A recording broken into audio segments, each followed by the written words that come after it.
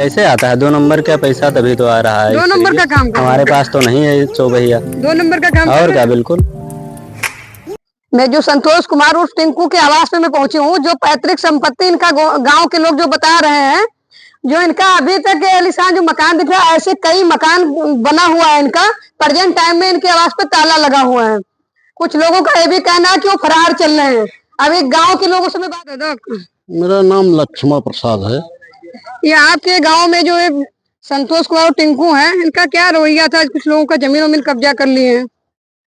जमीन कब्जा करने की इसके पीछे बहुत बड़ी शक्तियां लगी है। जहाँ तक इसी गांव का निवासी हूँ मैं, जानकारी। गांव के आपके हैं, गांव के क्या आपके पड़ोसी हैं, तो इनका क्या रवैया गांव के पर?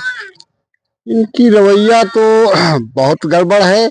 तमाम सामंतों के चंगुल में, सफेद पोषों के चंगुल में फंस करके ये अपने आप को बर्बाद कर लिए और गांव के एक गरीब आदमी को उजाड़ने में इनका अहम भूमिका रहा है।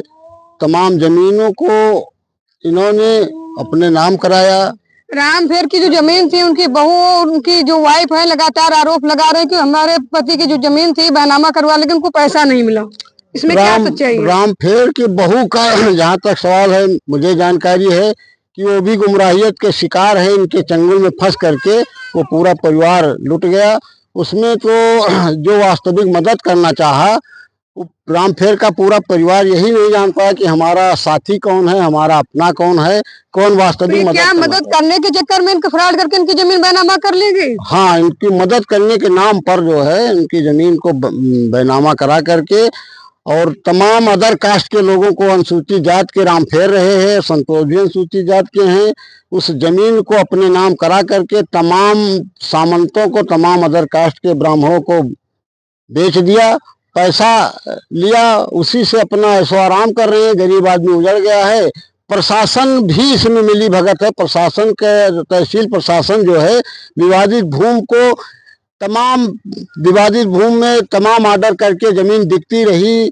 ये सब गांव के ही आपके हैं और इनके पास पहले ऐसा पता लग रहा है कि कुछ नहीं था। आज के डेट में इनकी इतनी गाड़ियां, आलीशान तक कई मकान हो गए, तो कहां से इतना पैसा आ गया? अरे तो प्रॉपर्टी डीलर का काम करते हैं, तो जो उनके आगे पीछे रहते हैं सफेद पोष वाले, बहुत ऊंची हस्ती के चंगुल में है, तो पैसे कहाँ? डीलिंग के काम करने के लिए पैसा चाहिए, तो कहाँ से उनको पैसा आ जाएगा? पैसा वही सफेद। लॉकडाउन में पता लग रहा है, तो लॉकडाउन में लोग खाने के लिए पैसा नहीं होता था, उनके पास कहाँ से इतना? सफेद पोष के पास पैसे कभी कमी रावेद कर रहा नहीं कि बैंक में बदलते रहे, लाइन लगी रही गरीब आदमी के, और सफेद पोष वालों का पैसा बदलता रहा, उन्हीं के चंगुल में है। इनको पैसे कमी कहाँ रहेगी? वो जमीन बैनामा करके एक दूसरे को बेच भी दी गई। हाँ, वो तो बेच दिए, और उसमें गांव से फरार पर तो ये कीमती जमीन है, इसलिए लोग हावी हैं। बाद में इनका ये डर से अपने घर ही छोड़ दिए।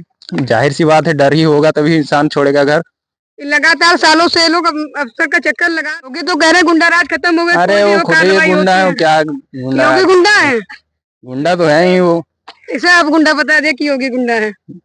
आप अतीक वाला मैम, आप अपना भगा है। संतोष के बारे में कुछ बताइए। हाँ, संतोष के बारे में है, मतलब यहाँ राहत रहे, यहाँ से वो जमीन कब्जा की, उसके बाद में पता नहीं जमीन कब्जा कर लेनी। फेरे के आपके गांव के हैं? हाँ हाँ, हमारे गाँव से। और किसी की जमीन गाड़ी केकरे पास होती, जे भूमाफिया उन्हीं के पास तो हुई। तो वे भूमाफिया है, 420 कह के हर बार सबके जमीन हड़प कह के और यहाँ करते हैं। हमारे खिलाफ, हमारे पिताजी के खिलाफ मुकदमा दायर कराए दी फर्जी। अपने मिहारू कहने लगा कि 76 में यहाँ बजाए दी, ये हमारे साथ बलात्कार की। तो आपको 76 में फंसा दी? हमको नहीं, हमारे पिताजी को। आपके पिताजी को? जी, पैसे के उसमें कि पैसे इनसे बैठेंगे, इसी के लिए। तो मुकदमा भी चल रहा है कि? मुकदमा चल रहा है, मुकदमा चल रहा है। उसमें जमानत कराए हमारे पिताजी। इतना बड़ा मकान बनवा रखे, कई गाड़ियां उड़िया रखे, कहाँ से पैसा? कैसे आता है 2 नंबर का पैसा? तभी तो आ रहा है। 2 नंबर का काम हमारे पास तो नहीं है चौबहिया। 2 नंबर का काम और क्या, बिल्कुल।